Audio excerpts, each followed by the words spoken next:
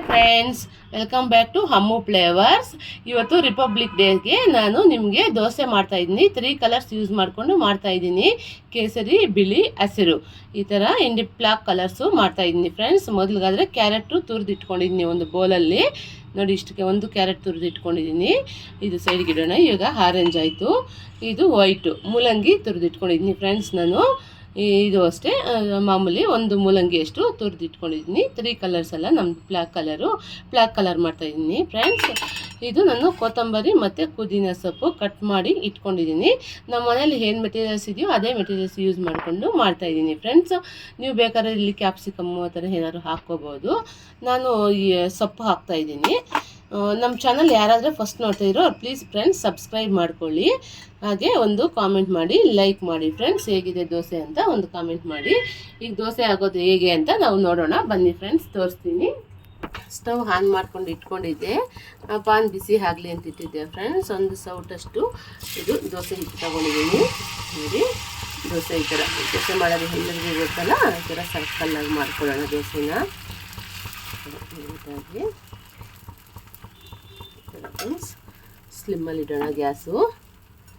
ಈಗ ಇದು 3 colours use ಮಾಡಿಕೊಂಡು ನೋಡಿ ಹೇಗೆ ಯೂಸ್ ಮಾಡಿಕೊಂಡು ಮಾಡೋದು ಅಂತ ನಾನು ನಿಮಗೆ ತೋರಿಸ್ತೀನಿ. ಆರೆಂಜ್,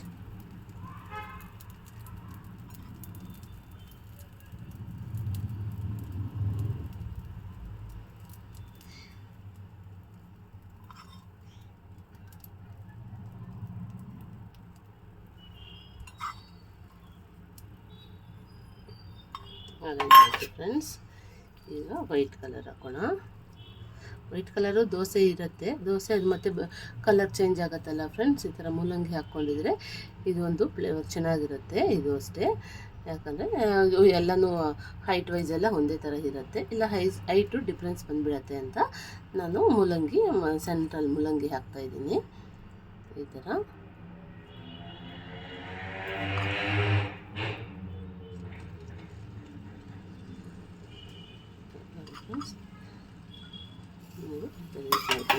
ಮತ್ತು ಫೈನಲ್ ಆಗಾದರೆ ಗ್ರೀನ್ ಕಲರ್ಫುಲ್ಲಾಗಿ ಮಾಡೋಣ.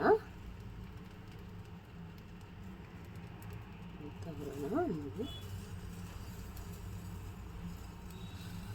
ಈ ಥರ ಇದು ನಮ್ಮ India black colour friends.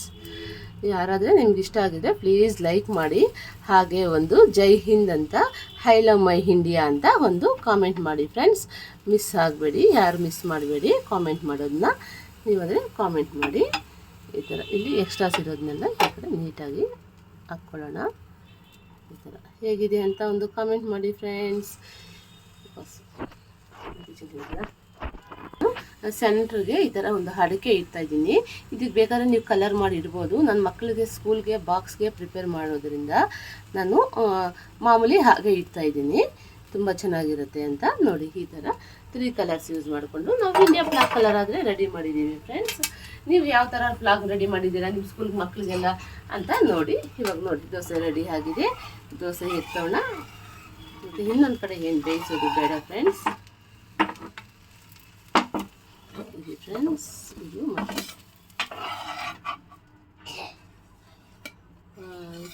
Final ಆಗಿದೆ India flag colour dosa ready. Bye friends. Thank you for watching friends. Please like, share, subscribe, comment. ನಮ್ಮ ಚಾನಲ್ನ ಯಾರು ಸಬ್ಸ್ಕ್ರೈಬ್ ಮಾಡ್ಕೊಂಡಿಲ್ವೋ ಅವ್ರು ಸಬ್ಸ್ಕ್ರೈಬ್ ಮಾಡ್ಕೊಳ್ಳಿ. ಜೈ Hind, I love my India ಅಂತ ಕಾಮೆಂಟ್ ಮಾಡಿ ಫ್ರೆಂಡ್ಸ್. Bye friends.